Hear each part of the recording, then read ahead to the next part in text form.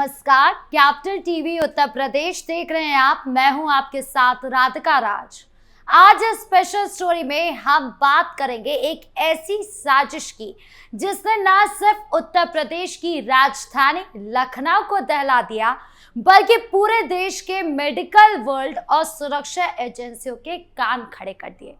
बात होगी लखनऊ के किंग जॉर्ज मेडिकल यूनिवर्सिटी यानी कि केजीएमयू की, जहां एक ऐसा शख्स पकड़ा गया जो डॉक्टर का सफेद कोट पहनकर मौत और कट्टरपंथ का सामान बांटने की फिराक में था।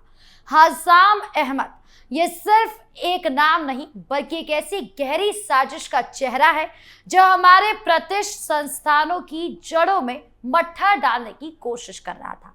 सोचिए, जिस अस्पताल में लोग जिंदगी की उम्मीद लेकर आते हैं, उसी अस्पताल के कैंपस में एक फर्जी डॉक्टर लव जिहाद और कट्टरपंथ का जाल बिछा रहा था।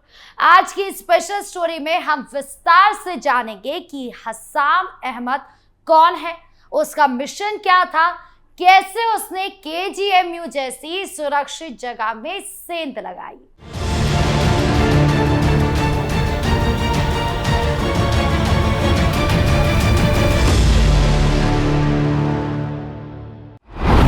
सफेद कोट के पीछे का काला सच। सबसे पहले बात करते हैं उस घटना की जिसने केजीएमयू प्रशासन की नींद ही उड़ा दी।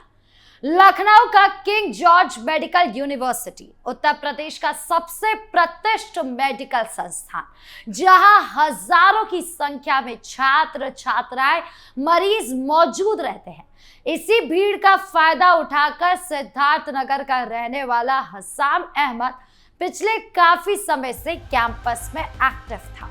हसाम कोई मामूली जालसाज नहीं था। उसने बकायदा एक असली डॉक्टर की तरह दिखने के लिए सफेद कोट पहना था, गले में स्टेथोस्कोप लगाया था और हाथ में फर्जी पहचान पत्र लेकर घूमता था।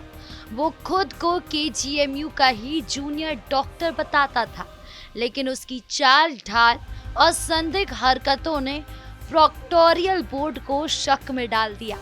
जब सुरक्षा कर्मियों ने उसे रोककर पूछताछ की तो वो हड़बड़ा गया और जब उसकी तलाशी ली गई तो जो सच सामने आया उसने सबको सन्न रख दिया। हसाम अहमद के पास से पुलिस के 2 स्मार्टफोन बरामद किए। जब इन फोन्स की गैलरी और चैट हिस्ट्री खंगाली गई तो जांच अधिकारियों के पैरों तले जमीन खिसक गई। हसाम के फोन में किसी मेडिकल रिसर्च का डेटा नहीं था, बल्कि उसमें लव जिहाद को अंजाम देने के तरीके, कट्टरपंथी साहित्य और भड़काऊ वीडियो की भरमार थी।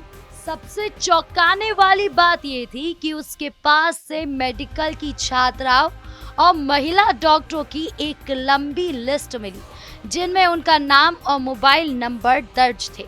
ये महज इत्तेफाक नहीं था, बल्कि एक सोची समझी साजिश थी कि कैसे देश के होनहार बेटियों को अपने जाल में फंसाकर उनका ब्रेन वॉश किया जाए। जिहादियों के टारगेट पर हिंदू बेटियां। इस मामले को गंभीरता से देखते हुए जब यूपी पुलिस ने कड़ाई से पूछताछ की तो कई बड़े खुलासे हुए। हसाम अहमद का मुख्य काम केजीएमयू की हिंदू छात्राओं को चिन्हित करना, उनसे दोस्ती बढ़ाना था। वो डॉक्टर बनकर उनके बीच जाता था ताकि किसी को शक ना हो। मीडिया रिपोर्ट्स की माने तो हसाम के मोबाइल से ऐसे दस्तावेज मिले हैं जिनमें बताया गया है कि कैसे गैर मुस्लिम लड़कियों को इस्लाम की ओर आकर्षित करना है। इसमें उन्हें जन्नत का लालच देना, शादी के वादे करना और जरूरत पड़ने पर मोटी रकम का झांसा देना शामिल था। ये एक तरह का साइकोलॉजिकल वॉरफेयर था, जहां शिक्षा के मंदिर को धर्मांतरण का अड्डा बनाने की कोशिश की जा रही थी। हसाम अहमद के फोन से कई ऐसी वीडियोस मिली हैं जिनमें कट्टरपंथी मौलानाओं के भाषण थे जो हिंदू धर्म के खिलाफ जहर उगल रहे थे। जांच में ये भी सामने आया कि वो सोशल मीडिया के जरिए भी कई संदिग्ध लोगों के संपर्क में था। पुलिस अब इस बात की जांच कर रही है कि क्या उसे इस काम के लिए बाहर से फंडिंग मिल रही थी, क्या जिस तरह से उसने लड़कियों का डेटा जुटाया और अपनी फर्जी पहचान बनाई, वो किसी अकेले आदमी का काम नहीं लगता। इसके पीछे एक पूरा संगठित गिरोह होने की आशंका है, जो शिक्षण संस्थानों में अपनी जड़ें फैला रहा है। अंतर्राष्ट्रीय कनेक्शन और स्लीपर सेल का शक। जैसे जैसे जांच आगे बढ़ रही है, इस मामले के तार अंतर्राष्ट्रीय स्तर पर भी जुड़ते नजर आ रहे हैं। लखनऊ पुलिस और खुफिया एजेंसियां इस बात की पड़ताल कर रही है कि हसाम अहमद कहीं किसी ऐसी संस्था से तो नहीं जुड़ा जो भारत में अस्थिरता फैलाना चाहती है। अक्सर देखा गया है कि कट्टरपंथी संगठन उन युवाओं को अपना शिकार बनाते हैं जो भविष्य में देश में नीति निर्माता या बड़े पदों पर बैठने वाले होते हैं। मेडिकल कॉलेज के छात्र समाज का क्रीम हिस्सा होते हैं। अगर उन्हें किसी तरह कट्टरपंथ की ओर मोड़ दिया जाए तो ये देश की सुरक्षा के लिए सबसे बड़ा खतरा बन सकता है। हसाम शायद इसी खतरनाक स्लीपर सेल मॉड्यूल का हिस्सा था। हसाम अहमद के मोबाइल कॉल रिकॉर्ड से कई ऐसे नंबर मिले जो खाड़ी देशों या अन्य संदिग्ध इलाकों से जुड़े हो सकते हैं। यूपी एटीएस भी इस मामले में अपनी नजर बनाए हुए है।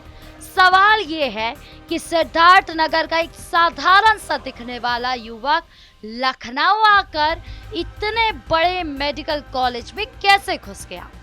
उसे एप्रिन और फर्जी आई कार्ड किसने मुहैया कराया? और सबसे बड़ी बात, उसकी टारगेट लिस्ट में शामिल लड़कियों का निजी डेटा उसे कहां से मिला? क्या अस्पताल के अंदर भी उसका कोई मददगार मौजूद है? इन सभी सवालों के जवाब तलाशे जा रहे हैं। कट्टरपंथी तत्वों पर योगी मॉडल का प्रहार। इस घटना ने एक बार फिर ये साबित कर दिया कि उत्तर प्रदेश में योगी आदित्यनाथ की सरकार कट्टरपंथ और अपराध के खिलाफ क्यों इतनी सख्त है।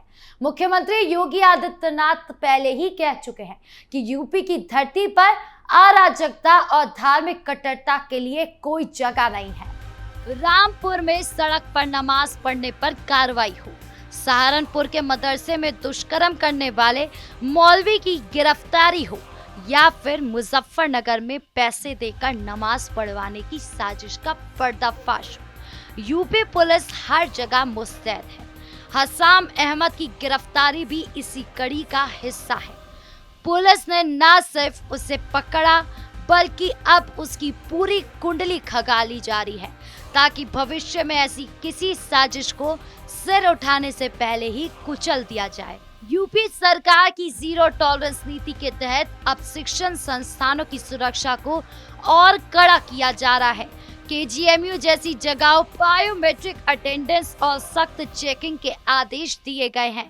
हसाम अहमद के खिलाफ धोखाधड़ी, फर्जी दस्तावेज तैयार करने और धार्मिक अस्थिरता फैलाने जैसे गंभीर धाराओं में मुकदमा दर्ज किया गया। पुलिस का कहना है कि अगर जांच में टेरर एंगल या बड़े धर्मांतरण रैकेट का सबूत मिलता है तो आरोपी पर एनएसए के तहत भी कार्रवाई की जा सकती है। लखनऊ की ये घटना हमें चेतावनी देती है कि खतरा सिर्फ सरहदों पर नहीं है बल्कि हमारे बीच सफेद कोट पहनकर घूम सकता है। हसाम अहमद जैसे लोग समाज की एकता और हमारी बेटियों के भविष्य के दुश्मन है। ये समय है जब अभिभावकों, छात्रों और शिक्षण संस्थानों को और भी ज्यादा सतर्क रहने की जरूरत है। किसी भी अनजान व्यक्ति पर आंख मूंद कर भरोसा करना खतरनाक हो सकता है।